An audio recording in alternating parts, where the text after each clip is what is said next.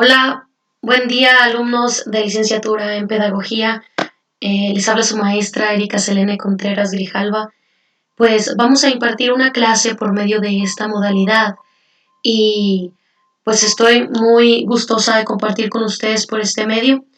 Eh, Saben lo que me gusta estar con ustedes presencial, sin embargo las condiciones eh, no permiten continuar con las clases normales, presenciales, pero nosotros continuamos trabajando en nuestras clases.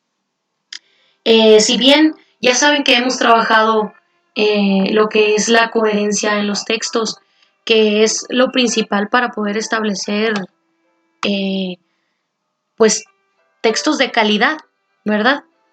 Entonces, pues lo primero que vamos a hacer es leer este pequeño párrafo para comprender más o menos hacia dónde vamos. La comprensión de un texto se realiza por medio de diferentes procedimientos del razonamiento. A través de la lectura, el lector necesitará advertir cómo el autor ha ordenado sus ideas, la cual es la relación que se establece entre ellas, ya que todo razonamiento es un pensamiento complejo que establece relaciones entre las ideas formuladas. Uno de los sistemas que se utilizan para dar coherencia al texto es el de organizar las ideas en un orden de antecedente y consecuente. El objetivo, pues, de esta clase es determinar esas relaciones. Si bien, chicos, hemos estado trabajando la coherencia en los textos, eh, vamos a establecer ahora cómo la podemos crear. El autor de un texto crea la coherencia por medio de los antecedentes y los consecuentes. ¿Qué es un antecedente y qué es un consecuente? Un antecedente es algo que sucede antes y un consecuente es lo que sucede a partir de eso que sucedió antes. Vamos a establecerlo con pequeños ejemplos en esta clase el día de hoy. Fíjense bien, vamos a establecer, dice aquí, por medio de la relación de antecedente-consecuente, se establece que una idea anterior, o sea, la idea anterior va a ser el antecedente, tiene como consecuente otra idea que se genera después o posterior, que es la consecuente. Vamos a ver este pequeño ejemplo. La migraña se debe principalmente al estiramiento por dilatación de las ramas de la arteria carótida externa. Es fácil advertir que la idea antecedente, la de antes, si las ramas de la arteria carótida externa se dilatan, entonces fundamenta otra idea posterior, que sería la consecuente, producir la migraña, ¿verdad? Se considera sencillo al establecer esta idea. ¿Por qué? Porque estamos viéndolo gráficamente. Vamos a ver lo siguiente. Sin embargo, se debe considerar que en ocasiones el antecedente puede ser fundamento de una sola idea, pero no todo el antecedente fundamenta la idea final. O sea, podemos establecer antecedentes para poder llegar a la idea que nosotros queremos y después esa idea se va a convertir en un antecedente de nuestra idea final. De la misma manera, el consecuente o consecuentes puede ser resultado de una idea, pero no todo consecuente lo es. Por ejemplo, los antecedentes de la Revolución Mexicana no son todos ellos fundamentos para la realización de ese fenómeno social. Si bien vamos a establecer, nosotros ya hemos trabajado con estas tres ideas, que es leer el texto de manera global, determinar el tema, localizar y clasificar las ideas principales y secundarias. Muy importante, chicas, es que durante este periodo que vamos a dar lectura a nuestro texto, anotemos estas preguntas en nuestro cuaderno, porque son las ideas que nos darán, son las preguntas, perdón, que nos darán la pauta para establecer esas consecuencias y esos antecedentes y esos consecuentes. ¿De acuerdo? ¿En qué se fundamenta tal idea? Hay que anotarlas, por favor, en su cuaderno y ahorita vamos a checarlas. ¿Cuáles son los fundamentos de tal idea? ¿A qué se debe tal idea? ¿Qué resultado produce tal idea? ¿Qué consecuencia tiene tal idea? Como tal idea constituye el fundamento, entonces, si tal idea establece los fundamentos, entonces hay que anotarlas, hay que tener esas ideas anotadas en su cuaderno. Para poder lograr este objetivo, dice, de este trabajo, vamos a ir aplicando procedimientos. Para encontrar el antecedente, fíjense bien, sugerimos esta pregunta. El antecedente. ¿En qué se fundamenta tal idea? Escríbanle ahí que esa pregunta se va a formular para buscar el antecedente. Igual que estas dos. ¿Cuáles son los fundamentos de tal idea y a qué se refiere tal idea? Y para encontrar el consecuente, establecemos estas otras preguntas. ¿Qué resultado produce tal idea y qué consecuente tiene tal idea? O bien, los razonamientos siguientes. Entonces, haciendo un recuento, para establecer el antecedente, sugerimos esta pregunta o estas, y para el consecuente, sugerimos estas preguntas.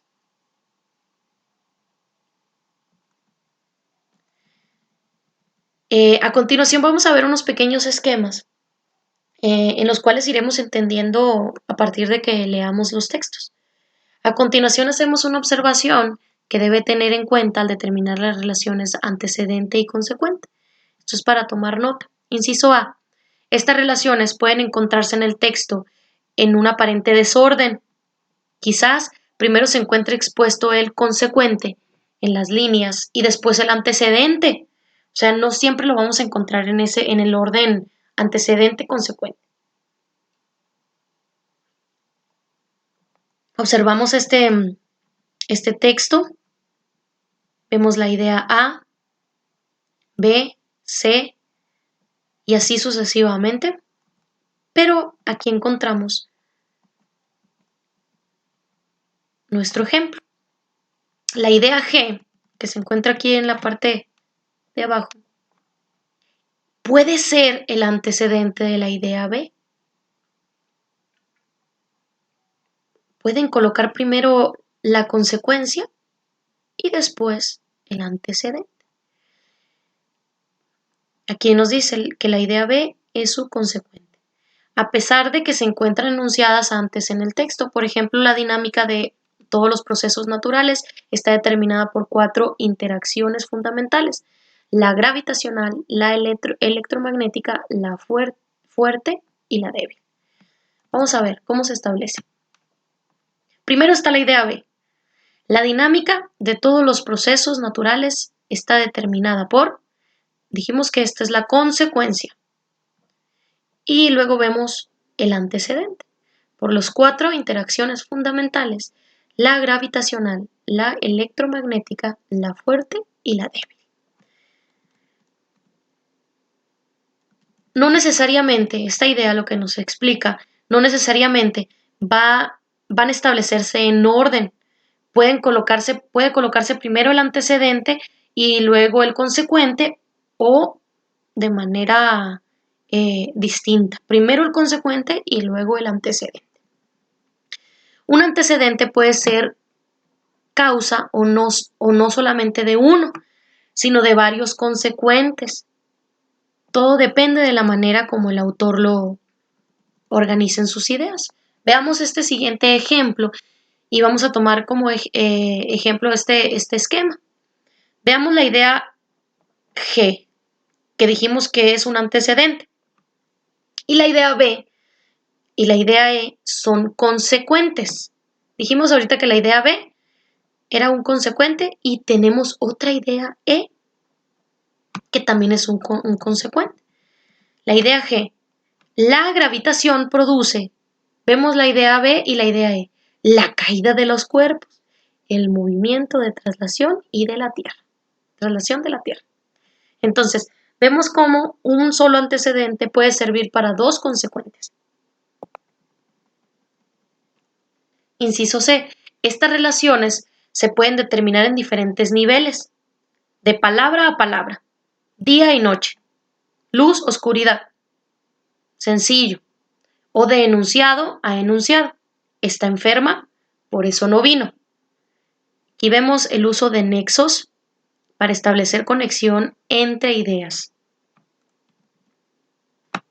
O bien, todo un texto puede contener solamente antecedentes, como un libro de historia de Francia que solo contenga los antecedentes de la Revolución Francesa. Un consecuente puede convertirse a su vez en antecedente de otro consecuente. Por ejemplo, vamos a establecer este siguiente inciso D. Fíjense cómo establece las ideas en este pequeño esquema. Cómo se convierte en antecedente y al mismo tiempo es consecuente de la siguiente idea.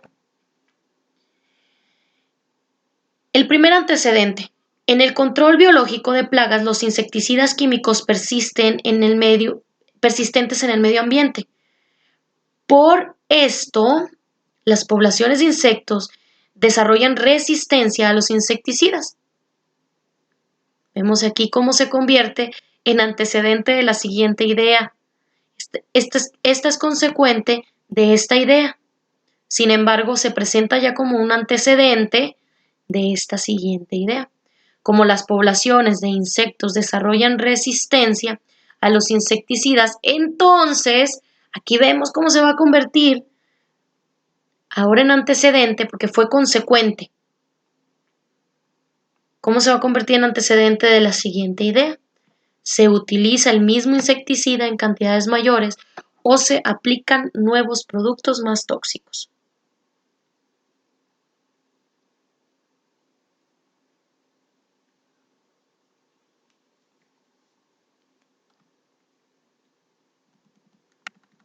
Ay, perdón. Disculpen. En la lectura siguiente se determinarán las relaciones de antecedente y consecuente en nivel de los enunciados. Recuerden que la comprensión total de un texto requiere, además de los procedimientos que ya hemos estudiado, ordenar y clasificar las relaciones entre las ideas expuestas entre él. Hay que establecer relaciones, chicos, hay que leer todo el texto, lo vamos a leer en este momento y después vamos a establecer las relaciones. Es importante que antes de establecer las relaciones de antecedente-consecuente, realicemos una lectura global y reflexionemos sobre las ideas que nos dice el autor. Si no comprendemos alguna palabra, hay que buscarla, hay que buscar qué significa y contextualizarla, saber qué nos dice esa palabra en el texto. ¿De acuerdo? Vamos a leer capítulo 2 del libro primero del contrato social de Rousseau. De las primeras sociedades. Primer párrafo. La más antigua de todas las sociedades y la única natural es de la familia, pero los hijos no dependen del padre más que durante el tiempo que lo necesitan para subsistir. En cuanto casa esta necesidad, el vínculo natural se disuelve. Una vez exentos los hijos de la obediencia que deben al padre y exento el padre de los cuidados que debe a los hijos, uno y otros vuelven a la independencia. Si continúan unidos, ya no es naturalmente, sino voluntariamente. Y la familia misma no se mantiene sino por convención. Párrafo 2. Esta libertad común es una consecuencia de la naturaleza del hombre. Su primera ley es velar por su propia conservación. Sus primeros cuidados son los que se debe a sí mismo, y como al llegar a la edad de la razón, ya es el único juez de los medios adecuados para su conservación, se convierte así en dueño de sí mismo. Vemos la respuesta aquí. ¿Qué fundamenta tal idea? es el antecedente. ¿Qué es lo que nos está diciendo, chicos? ¿Qué fundamenta tal idea? Es la primera pregunta. La idea de estos dos párrafos. Vamos a continuar. La familia es, pues, si se quiere, el primer modelo de las sociedades políticas. El jefe es la imagen del padre, el pueblo la imagen de los hijos, y habiendo nacido todos iguales y libres, solo por su unidad enajenan su libertad. La única diferencia está en que en la familia el amor del padre a sus hijos es el aprecio de los cuidados que les dedica, mientras que en el Estado el placer de mandar sustituye a ese amor que el jefe no siente por sus pueblos. Grocio niega que todo poder humano esté establecido en favor de los gobernados. Cita como ejemplo la esclavitud. Su manera más constante de razonar es la de establecer siempre el derecho por el hecho. Se podrá emplear un método más consecuente, pero no más favorable a los tiranos. ¿Qué resulta de tal idea? Es la consecuencia, el consecuente.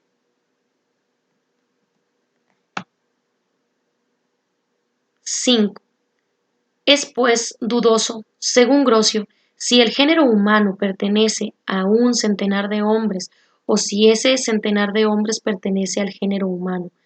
Y en todo su libro parece inclinarse a la primera opinión. Está también la opinión de Hobbes. He aquí pues la especie humana dividida en rebaños de ganado, cada uno con su jefe, que lo guarda para devorarlo.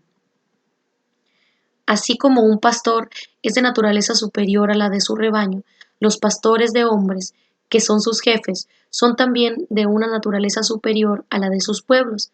Así razonaba refiriéndose a Filón, el emperador de Calígula, concluyendo bastante bien de esta analogía que los reyes eran dioses o que los pueblos eran animales. El razonamiento de Calígula reaparece en el de Hobbes y Grocio antes que todos ellos.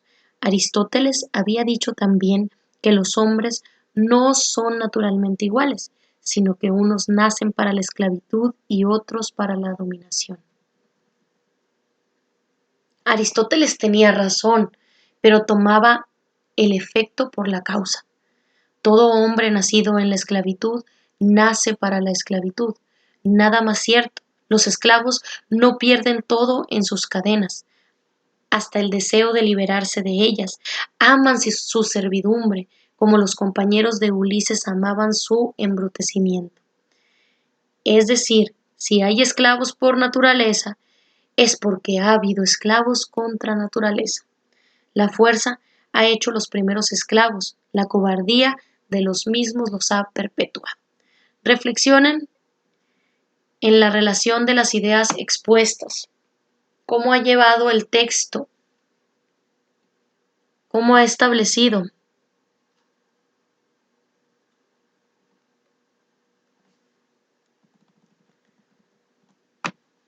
Nada he dicho del rey Adán, ni del emperador Noé, padre de 3 grandes monarcas que se repartieron el universo, como hicieron los hijos de Saturno, a quienes se ha creído reconocer en aquellos. Espero que se agradezca esta moderación, pues, descendiente directo de uno de esos príncipes, y acaso de la rama primogénita, quién sabe si, comprobando los títulos, no resultaría yo el legítimo rey del género humano. Como quiera que sea, no se puede negar que Adán haya sido soberano del mundo como Robinson de su isla, mientras fue el único habitante. Y lo cómodo de este imperio era que el monarca, seguro en su trono, no tenía que temer ni rebeliones ni guerras ni conspiradores. Después de haber realizado esta lectura global, estamos en condiciones de una segunda lectura, que esa es la que les va a corresponder a ustedes, de determinar las relaciones de antecedente consecuente. Para ello formularemos las preguntas propuestas en lo anterior. Dice, la familia es la más antigua de las sociedades y la única natural. A continuación localizaremos solamente los consecuentes. Este consecuente, en el nivel de los enunciados formulados, la primera pregunta. Fíjense bien, antecedente. ¿Qué consecuencias tiene la necesidad de subsistir? ¿Por qué debemos subsistir? ¿Cuál es la consecuencia? La dependencia de los hijos. Para encontrar el antecedente, formule la pregunta inversa. ¿A qué se debe la dependencia de los hijos? Pues a la necesidad de subsistir, ¿verdad? Vemos cómo se va estableciendo relación entre un antecedente y un consecuente. El antecedente. ¿Qué resulta cuando la necesidad cesa? Vemos aquí, el vínculo natural se disuelve. El padre y los hijos vuelven a la independencia. La familia se mantiene por convención. Si continuamos unidos no naturalmente, sino voluntariamente, entonces ya no continuamos unidos por la naturaleza del cuidado, sino ya se convierte por convención, porque tenemos que estar unidos, porque es la familia. En el segundo párrafo, para Rousseau, la libertad es una consecuencia de la naturaleza del hombre. Antecedente. Lo que sucede antes. Si la libertad es una consecuencia de la naturaleza del hombre, entonces los consecuentes serán, su primera ley es velar por su propia conservación. Sus primeros cuidados son lo que se debe a sí mismo. Al llegar a la edad de la razón, él es el único juez y se convierte en dueño de sí mismo. En estos tres primeros consecuentes se convierte en antecedentes del último consecuente. Perdón.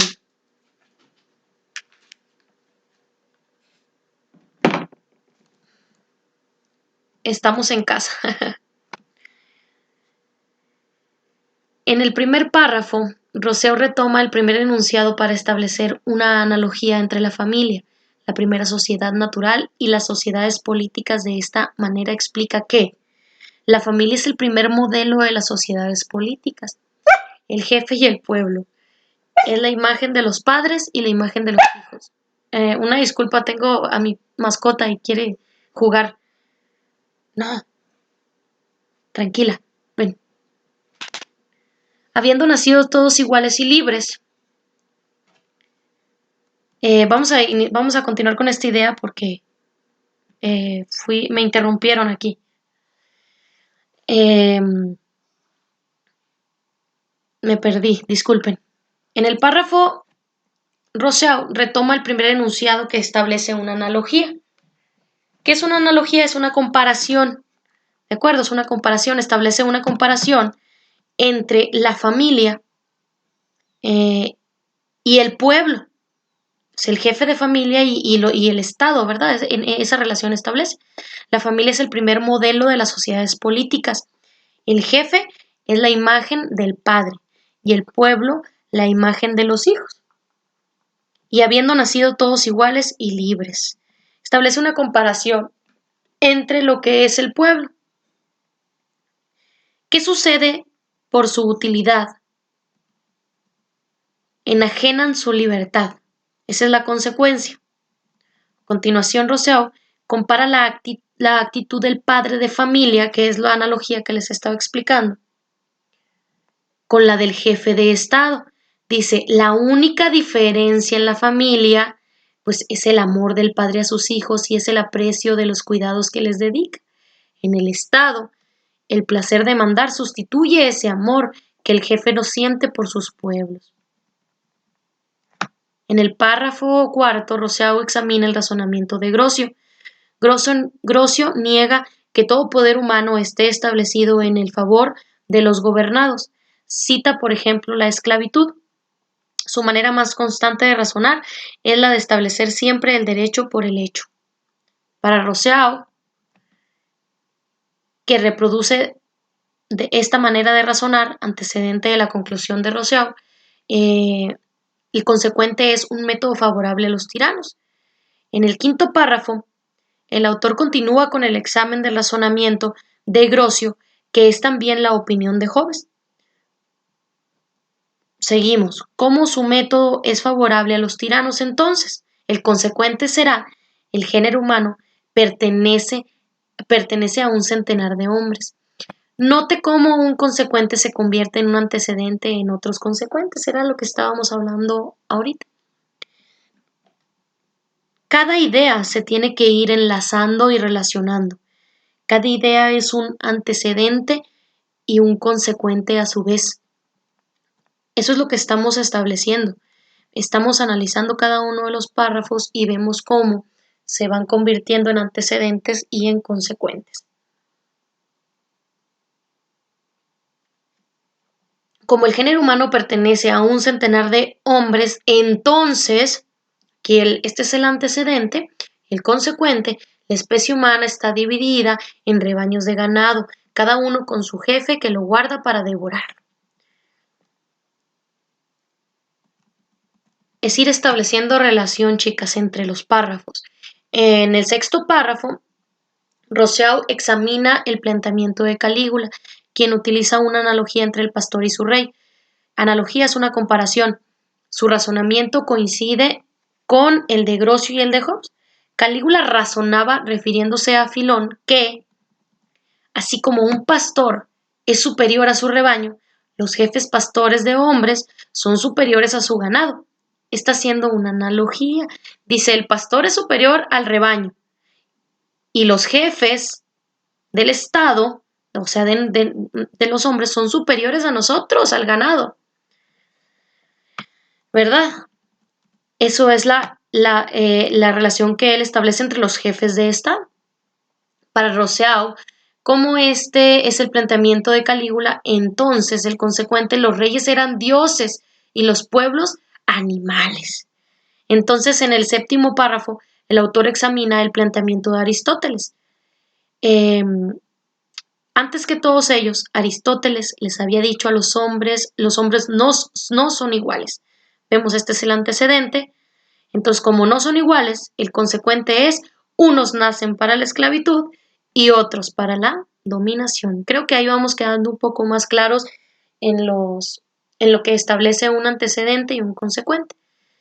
Por último, después de examinar estos razonamientos, Rousseau plantea en el octavo párrafo que Aristóteles tenía razón, pero tomaba el efecto por la causa. Si nos detenemos un momento para examinar el pensamiento de Rousseau, encontraremos que para Aristóteles los hombres no son iguales, cuando para Rousseau los hombres son iguales. Él establece una comparación, ¿de acuerdo? Recordamos que en el tercer párrafo Rousseau dice: todos los hombres nacen iguales y libres. Por eso está en consecuencia a la opinión de Aristóteles. Rousseau continúa el análisis de estas teorías y por supuesto que a partir de ellas vemos el antecedente: todo hombre nacido en la esclavitud, el consecuente nace para la esclavitud. ¿Qué produce haber nacido en esclavitud? Pues los esclavos no lo pierden todo hasta el deseo de liberarse. Esa es la consecuencia, haber nacido en esclavitud. Para Rousseau, según su razonamiento, el centro del problema es que la esclavitud ha existido porque ha habido esclavos contra naturaleza y el consecuente, hay esclavos por naturaleza. Podríamos decir que Rousseau, esto genera una reacción en cadena, ¿verdad? ¿Qué se produce? La fuerza. La consecuencia ha hecho los primeros esclavos. ¿Cuál es el antecedente? La cobardía de esos esclavos, y los ha perpetuado, ha conservado esclavos. Rousseau determina en este octavo párrafo su argumento en contra de los pensadores analizados, quienes favorecen la esclavitud. En el último párrafo, el 9º, el autor da una última prueba, irónica en contra de los razonamientos de Aristóteles, Hobbes, Grocio, ya que finalmente dice: nada he dicho del rey Adán, ni del emperador Noé, padre de los 3 grandes monarcas que se repartieron el universo, como hicieron los hijos de Saturno, a quienes se ha creído conocer en aquellos. Espero que se me agradezca esta moderación, pues vemos el antecedente, descendiente directo de uno de los príncipes y acaso de la rama primogénita. ¿Quién sabe si, comprobando los títulos, la consecuencia, fíjense cómo establece la consecuencia, no resultaría yo el legítimo rey del género humano? Fíjense cómo establece todo lo anterior para dar una consecuencia de que tal vez él sea el legítimo rey. Y por último, no se puede negar que Adán haya sido soberano del mundo como Robinson de su isla. Establece otra analogía. Compara a Adán con Robinson. Robinson era único gobernante de su isla, no tenía más habitantes. Mientras que fue el único habitante. Y lo cómodo de este imperio era que el monarca establece como antecedente, como fue el único habitante, entonces no había que temer ni rebeliones, ni guerras, ni conspiradores, ¿verdad? Esa fue la consecuencia. El texto de Rousseau, en el nivel de los enunciados, nos muestra los antecedentes y consecuentes que se producen. El análisis que hace Rousseau de los planteamientos de Aristóteles, Grocio y Hobbes es un razonamiento y, por ello, muestran como si una idea que se da como verdadera es falsa, favorece y produce consecuentes equivocados. De esta manera, determinar las relaciones de antecedente y consecuente ha servido por una parte para deslindar los planteamientos de los pensadores que presenta Rousseau y por otra para establecer y ordenar las conclusiones de Rousseau acerca de estos planteamientos, los que finalmente se resumen en el de Aristóteles. Los hombres no son iguales. Rousseau trata de demostrar a través de su razonamiento lo contrario. Esa es la conclusión que nos deja Rousseau, del pensamiento de Aristóteles. Si bien, chicos, pueden analizar la clase varias ocasiones, pueden leerlo de manera personal, pueden realizar preguntas, estaré para ustedes. El objetivo de esta clase es establecer antecedencias y consecuencias de un texto y es lo que vamos a realizar. Abriré un espacio en la plataforma en donde colocaré 2 ejercicios, los cuales vamos a realizar en el periodo de la clase de hoy y mañana. Y cualquier duda quedo a su entera disposición. Muchísimas gracias, chicos. Fue un placer estar con ustedes el día de hoy. Siempre estamos dispuestos a continuar trabajando y en esta ocasión, pues, por esta modalidad. Les agradezco mucho su tiempo y estoy para atenderlos. Gracias.